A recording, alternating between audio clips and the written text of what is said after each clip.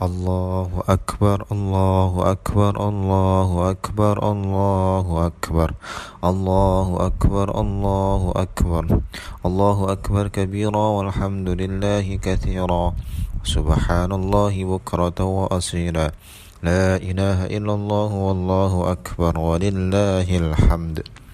Alhamdulillah, alhamdulillahil khaliq.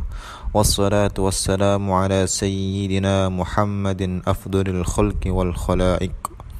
أشهد أن لا إله إلا الله المنان الذي أنعمنا بنعمة الإسلام والإيمان، وأشهد أن سيدنا وحبيبنا محمدا عبده ورسوله إلى جميع الإنسان وعلى آله وصحبه وتابعهم إلى آخر الزمان. أما بعد، فيا أيها الناس أوصيكم ونفسي بتقوى الله فقد فاز المتقون. قال الله تعالى في كتابه الكريم: أعوذ بالله من الشيطان الرجيم. فلما بلغ معه السعي قال يا بني إني أرى في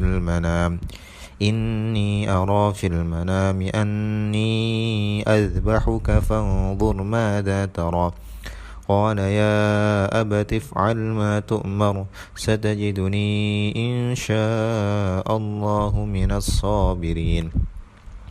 Jamaah salat Idul Adha yang dimuliakan Allah, hari ini 10 Dzulhijjah merupakan hari yang sangat mulia, hari yang syarat akan ibadah beserta keutamaan-keutamaannya. Saudara-saudara kita tengah melaksanakan ibadah haji di Makkah, sedangkan kita menjalankan sholat Idul Adha. Di hari ini kita juga diperintahkan untuk menyembelih hewan kurban. Jamaah yang berbahagia, hari raya Idul Adha tidak akan bisa terlepaskan dari sebuah kisah ribuan tahun yang lalu, saat Nabi Ibrahim alaihissalam diberi cobaan yang sangat berat. Di usianya yang menginjak 86 tahun, ia begitu senang karena dikaruniai seorang anak yang sangat soleh, sebagaimana yang ia panjatkan dalam doanya, Rabbi habli minas sholihin, duhai Tuhanku, karuniakanlah bagiku keturunan yang soleh. Allah subhanahu wa ta'ala mengabulkannya dengan menciptakan Nabi Ismail alaihissalam melalui rahim Siti Hajar. Namun saat putra yang begitu ia cintai beranjak besar, ia diperintahkan melalui sebuah mimpi untuk mengorbankannya. Dalam suatu hadis Nabi Muhammad SAW disebutkan bahwa mimpi bagi seorang nabi merupakan suatu wahyu. Namun pada mulanya Ibrahim ragu dengan perintah tersebut. Akan tetapi mimpi tersebut berulang kembali pada malam berikutnya. Dengan begitu ia yakin bahwa mimpi tersebut merupakan perintah yang harus ia taati. Kisah ini pun termuat dalam Al-Quran surat As-Saffat ayat 102. A'udzu billahi minasyaitonir rajim. Falamma balagha ma'ahu as-sa'ya qala ya bunayya inni ara fil manami anni azbahuka fanzur madza tara. قال يا أبت افعل ما تؤمر ستجدني إن شاء الله من الصابرين. Artinya, maka tatkala anak itu sampai pada umur yang sanggup berusaha bersama-sama Ibrahim berkata, "Hai anakku, sesungguhnya aku melihat dalam mimpi bahwa aku menyembelihmu. Maka fikirkanlah apa pendapatmu." Ia menjawab, "Hai bapakku, kerjakanlah apa yang diperintahkan kepadamu. Insya Allah kamu akan mendapatiku termasuk orang-orang yang sabar." Jamaah sekalian yang dimuliakan oleh Allah, ayat tersebut memberikan pelajaran penting bagi kita mengenai sikap yang ditunjukkan Nabi Ibrahim alaihissalam.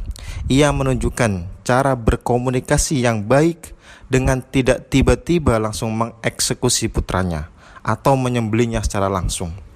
Dengan tenang, ia menceritakan duduk perkaranya, apa yang telah dialaminya, dan perintah yang ia terima melalui mimpi tersebut. Ia pun meminta pertimbangan atas perintah tersebut kepada putra kesayangannya. Sementara itu, sebagai anak yang soleh, Nabi Ismail menurut dan pasrahkan perintah tersebut. Perlu digarisbawahi bahwa Nabi Ismail menaati perintah itu menunjukkan tidak memberikan ruang pengingkaran terhadap perintah tersebut. Syekh Mutawalli Asy-Sya'rawi dalam kitabnya Qisasul Anbiya atau cerita-cerita para nabi menyebutkan, walam yakul ya abatif'al ma turid hatta ya'khudal ibnu thawaba ubudiyah at-ta'ah. Artinya, ia tidak menjawab, duhai ayahku, lakukan apa yang engkau kehendaki, sehingga Nabi Ismail memperoleh pahala ibadah atas ketaatannya.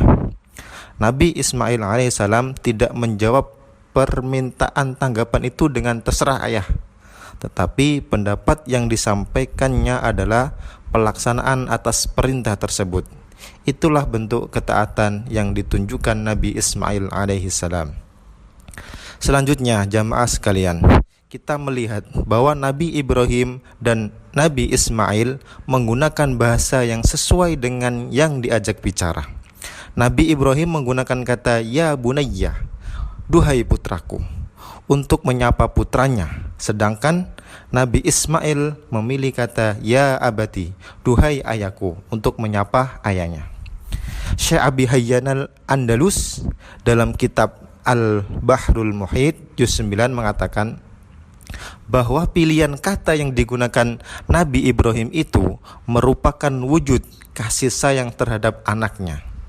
Pun Nabi Ismail menggunakan sapaan yang menunjukkan penghormatan dan pengagungkannya terhadap orang tua. Hal itu juga sejalan dengan sebuah hadis Nabi Muhammad SAW yang diriwayatkan oleh Imam Tirmidzi. Laisa minna man lam yarham saghirana wa yuwakkir kabirana. Yang artinya, bukan termasuk dari golongan kami orang yang tak menyayangi anak kecil dan tak menghormati orang tua atau orang dewasa.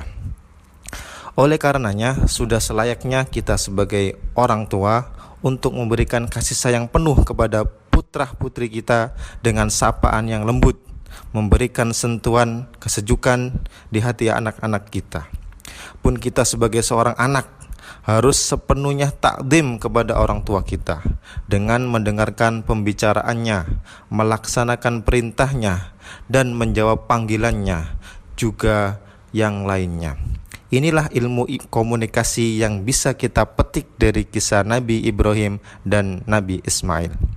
Demikian khutbah Idul Adha yang saya sampaikan. Semoga kita semua dapat meneladani perilaku keduanya dan kehidupan kita berkeluarga dengan menerapkan komunikasi yang baik serta penuh dengan kasih sayang. Barakallahu li wa lakum fil Qur'anil azim wa nafa'ani wa iyyakum bima fihi minal ayati wadh-dhikril hakim wa taqabbala minni wa minkum tilawatahu innahu huwas samiul alim. Wastaghfirullahal azim li wa lakum wa lisairil muslimina wal muslimat faya fawzal mustaghfirin wa ya najatat tabi'in. Allahu akbar, Allahu akbar, Allahu akbar, Allahu akbar, Allahu akbar, Allahu akbar, Allahu akbar kabira walhamdulillahi katsira wa subhanallahi bukratan wa asira. La ilaha illallah wallahu akbar, Allahu akbar walillahil hamd. Alhamdulillahilladzi hadana li syari'atil Islam wassalatu wassalamu ala sayyidina Muhammadin asyrafil anam. Asyhadu an la ilaha illallah wahdahu la syarika lah, arhamur rahimin wa rabbul alamin. Wa asyhadu anna sayyidina Muhammadan imamal mursalin wa khataman nabiyyin. Amma ba'd, faya ayuhan nas usikum wa nafsi bitaqwallah faqad fazal muttaqun. Faqala Allah ta'ala inna Allah wa malaikatahu yusalluna 'alan nabi ya ayyuhalladzina amanu sallu 'alaihi wa sallimu taslima. Allahumma salli wa sallim 'ala sayyidina Muhammad wa 'ala ali sayyidina Muhammad kama sallaita 'ala sayyidina Ibrahim wa 'ala ali sayyidina Ibrahim wa barik 'ala sayyidina Muhammad wa 'ala ali sayyidina Muhammad كما باركت على سيدنا إبراهيم وعلى آل سيدنا إبراهيم في العالمين إنك حميد مجيد. اللهم وارض عن الخلفاء الراشدين وعن الستة المتممين للعشرة الكرام وعن أصحاب نبيك أجمعين والتابعين وتابع التابعين وتابعهم إلى يوم الدين. اللهم اغفر للمسلمين والمسلمات والمؤمنين والمؤمنات الأحياء منهم والأموات برحمتك يا خالق المخلوقات. اللهم ادفع عنا البلاء والوباء والطاغون والأمراض والفتن ما لا يدفعه غيرك عن بلدنا إندونيسيا هذا خاصة وعن سائر بلاد المسلمين عامة يا رب العالمين. ربنا آتنا في الدنيا حسنة وفي الآخرة حسنة وقنا عذاب النار. عباد الله، إن الله يأمر بالعدل والإحسان وينهى عن الفحشاء والمنكر يعظكم لعلكم تذكرون. فاذكروا الله العظيم يذكركم واشكروه على نعمه يزدكم ولذكر الله أكبر.